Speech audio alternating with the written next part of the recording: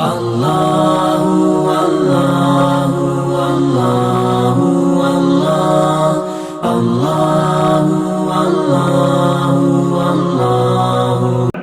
نے فرمایا جڑا سچا تاجر ہوتا ہے، سچا تاجر سچی تجارت کرے گا، اللہ کے پیغمبر نے فرمایا میرے نام قیامت کے دن کھڑا ہوئے گا۔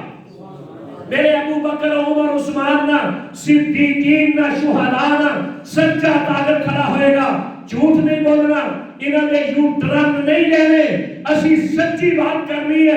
الصدق ینجی والکذب یہلک، سچ نجات دیتا ہے، جھوٹ ہلاک کرتا ہے۔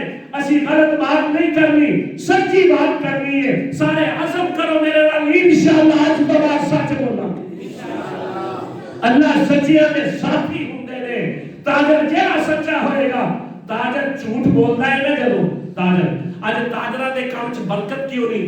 توجہ ہے، برکت کیوں نہیں؟ اس واسطے جھوٹ بول کے اپنا سودا بیچ دے، جھوٹ بول کے تے سودا بیچ دے۔ حضور نے فرمایا تاجر جھوٹ بولے گا، سودا تو ہوگا چل جائے گا، بک جائے گا، وپاری لے جائے گا۔